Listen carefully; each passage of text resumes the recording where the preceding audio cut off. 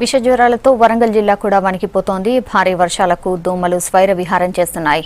ఏ హాస్పిటల్లో చూసినా జ్వరంతో బాధపడుతున్న వాళ్లే కనిపిస్తున్నారు. ఇక పేదల దవాఖానా ఎంజీఎం రోగులతో కిక్కిరిసింది. వైద్యం కోసం పేషెంట్లు క్యూ కట్టడంతో నేల మీదే ట్రీట్మెంట్ చేస్తున్నారు డాక్టర్స్.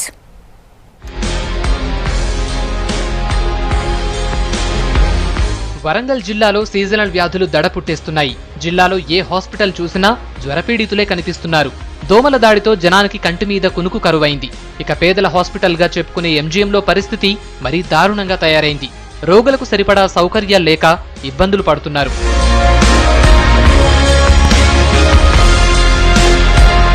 రోడ్లపై నీరు నిలవడంతో దోమలు స్వైర విహారం చేస్తున్నాయి. దీంతో సీజనల్ వ్యాధులు విజృంభిస్తున్నాయి. డెంగ్యూ, మలేరియా, టైఫాయిడ్తో జనం వణికిపోతున్నారు. ఎంజీఎంకు వచ్చిన వారిలో 107 మందికి డెంగీ లక్షణాలున్నట్లు తేల్చారు డాక్టర్లు. జిల్లాలో ఈ లక్షణాలతో ఇప్పటికే 10 మందికి పైగా చనిపోయారు.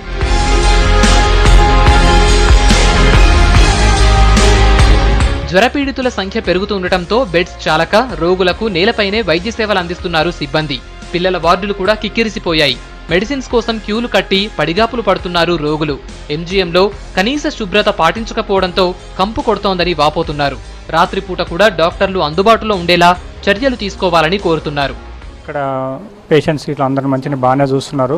కాకపోతే ఏంటంటే నైట్ టైంలో నర్సులు కానీ డాక్టర్స్ కానీ అవైలబుల్లో కొద్దిగా ఉండట్లేదు. ఎందుకంటే సీజన్ టైం కాబట్టి ఈ సీజన్లో కొద్దిగా ఎక్కువ మందిని స్టాఫ్ను పెడితే బాగుంటుంది. పెడితే కొద్దిగా మాకు ట్రీట్మెంట్ కూడా మంచిగా జరిగే అవకాశం ఉంటుంది.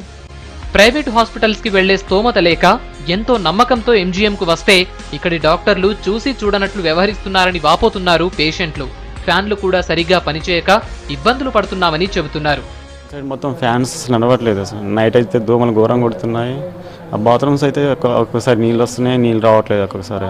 దానివల్ల కొంచెం ప్రాబ్లం అవుతుంది. ప్లస్ ఇక్కడ కొంచెం ఫ్యాన్స్ కానీ ఇంకేం కానీ సరిగా నడవట్లేదు. దానివల్ల ఇబ్బంది పడాల్సి వస్తుంది. డాక్టర్స్ వస్తున్నారు, పర్లేదు చూస్తున్నారు, డైలీ సెలైన్ ఎక్కిస్తున్నారు. నైట్ టైంలో కొంచెం ఇబ్బంది అవుతుంది. నైట్ టైంలో డాక్టర్స్ ఎవరు అంత రావట్లేదు. కానీ అర్జెంట్గా ఉండాలంటే ఒకరో ఇద్దరు ఉంటున్నారు. వాళ్ళైనా ఎక్కడ ఉంటున్నా మాకు తెలియదు క్లారిటీ. విష జ్వరాలతో దవాఖానాలో చేరిన వాళ్లందరికీ వైద్య సేవలు అందిస్తున్నామంటున్నారు డాక్టర్లు. ఇప్పటి వరకు డెంగీతో ఎవరూ చనిపోలేదని, అనుమానం ఉన్న వారందరికీ ట్రీట్మెంట్ ఇప్పిస్తున్నామని చెబుతున్నారు.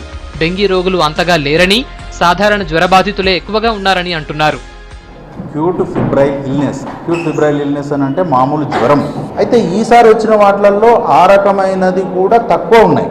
ఇప్పుడు ఉన్నాయి డెంగ్యూ కేసులు. ఇప్పుడు దాదాపు ఈ 2 నెలల్లో మేము ఒక 600 కేసులు అడ్మిట్ చేసినాం.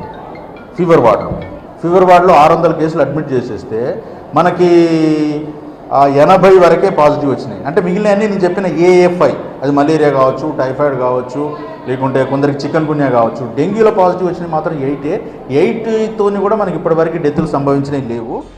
వార్డుల్లో కనీస సౌకర్యాలు కల్పించడంతో పాటు పరిసరాలను శుభ్రం చేసి నైట్ టైంలో డాక్టర్లు అందుబాటులో ఉండేలా చర్యలు తీసుకోవాలని కోరుతున్నారు.